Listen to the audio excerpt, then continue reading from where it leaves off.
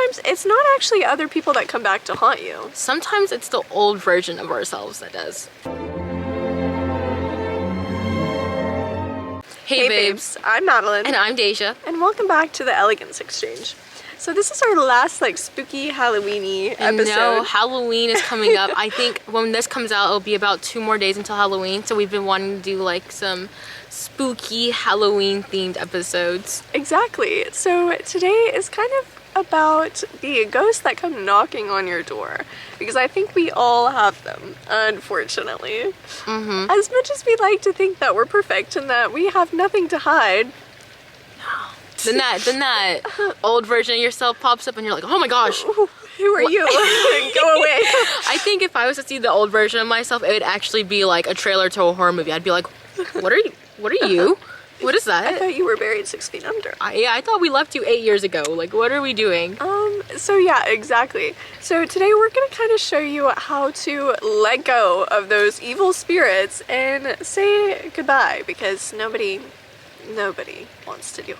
So let's go over what kind of triggers this to come back, because there's always something, I guarantee you. For me personally, I know if I hang out with people that embody what I used to be, that is a big trigger. So maybe you are hanging out with somebody who is really honestly kind of mean, and they're a little bit, they almost put you down. If you were hanging out with them, your old version of yourself where you would let people walk all over you is coming back out because you're too afraid to say anything. And so that can trigger that past version of you. Or maybe you're not even intimidated by them, but rather you start becoming mean yourself.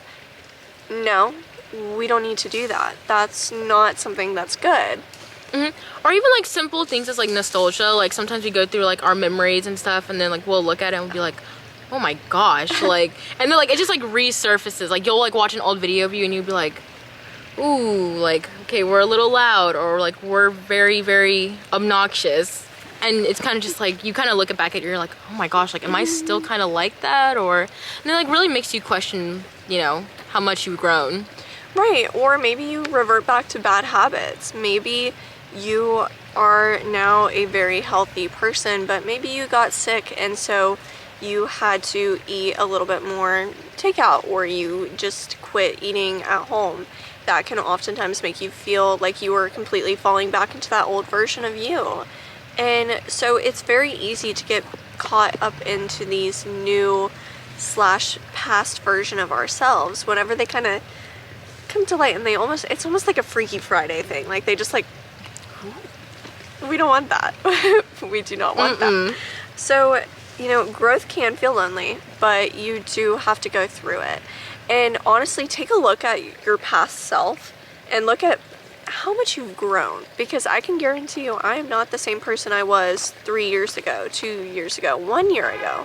I know, and sometimes we don't even realize like how much you grow as a person. Like even to this day, like going forward, like I'll see a few of my things going back, or sometimes I'll think about the things I let slide, and then I'll be like, man, like if I was the person I am now and I went like 2 years ago, I never would have accepted that. Or like people being rude to me, or people doing things that maybe I didn't like and I was scared to say like, hey, you know, I don't actually like this. If I was to go back, then I'd be like, no, we're not doing this in the first place. Like we're dropping it. So what are some signs that you are being haunted by your past self? You stay up late every single night just thinking about, oh, in middle school I did that. That was really embarrassing. Or, oh, I said that to my crush. Oh no, that was really bad. Who cares? It's in the past. That's your past self. I always say that if there's something that you can't do to fix it now, don't worry about it. And that's a big thing. We always look back at stuff and we're like, oh man, like we saw the outcome of it and we're like, man, maybe like I wish I would have done something differently, or I wish I would have found a way to like fix it. But the truth is it's already been done. You know, you can't change the past. The only thing you can change is the future and what you do present. Right, and if you still identify with that pain that you used to go through, maybe you were rejected all the time, maybe you got picked on all the time. If you still identify with that pain, that is your past self haunting you. Because everybody goes through trauma, everybody goes through adversity, but you can't let it keep putting you in that victim mindset. You can't let that ghost haunt you forever. It's basically what's happening whenever you face your trauma again, okay?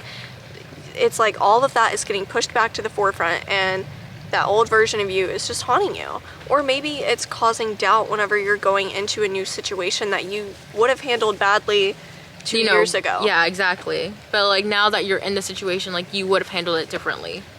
Right. You just can't let it get to you. You also need to recognize that that past version of you isn't always a bad thing, and you can actually thank them for some things. Like Daisha just mentioned, if you are, you know, embarrassed by what you did and how you handled it, you now know, because of those choices and those decisions, not to do that. So you can thank your past self for putting that, you know, into perspective and being like, oh, I shouldn't say that, or I should approach that differently. You can thank them because now you don't have to play that guessing game. You know that that is not going to work. Or sometimes I'm always like, oh, well, thank goodness I went through that back then, because I wouldn't have grown to be the person that I am today. Because I feel like when we go through a bunch of stuff or we act a certain way, like I said, we kind of lose sight of like the growth that's happening every single day after every single circumstance. So anytime something bad happens, I always look back and I'm like, well, thank goodness I handled it that way, or thank goodness I did it this way, because I learned from it and, you know, I can move on. And sometimes you don't even need to identify with your past self in order to heal yourself, right? So I always love to mention journaling.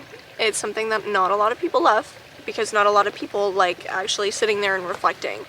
But if you are haunted by your past, this is something that you honestly have to do, because it releases it away from you.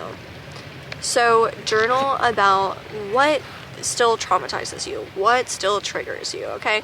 Find those triggers, write them down. Associate what you feel with those triggers and when you feel them. And that is going to help you release it. Because I cannot tell you how many times I have felt so in my head about something, and then I write it down and it puts it in perspective, and I'm like, why am I even worried about that? It's not that bad. And then bouncing off of that, you also have to learn to forgive yourself. So it does come back to haunt you and you're kind of like, oh, like, ew, or I can't believe I was like that, and you really start to like really dim it down. You have to just be like, okay, well, you know, at the time you have to understand that at the time you didn't know better. Like at the time you didn't know how to say no to stuff, or you didn't create boundaries. You just didn't know what to do, and you need to give yourself grace, because at the time, you know, you may be able to do it now, but you couldn't have done that a few years ago. And so you just need to forgive yourself, because sometimes we're really harsh. We can really take it out on ourselves. And remember that the haunting ends when you let it. Whenever you choose peace, that haunting ends. It's like whenever it's not 3 a.m. anymore, it's over, okay?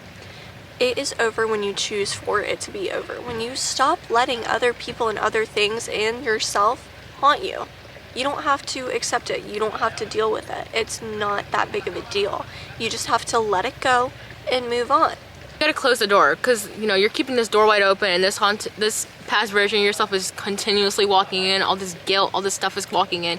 You just need to shut it, and you can be like, okay, we're moving on. We're done. We're done. We can go on with our lives. So yeah, hopefully you enjoyed that. This will be a shorter episode, but sometimes you just need a little reminder that your past self is one of your biggest enemies, but it can also be one of your biggest blessings. You just have to know how to control it.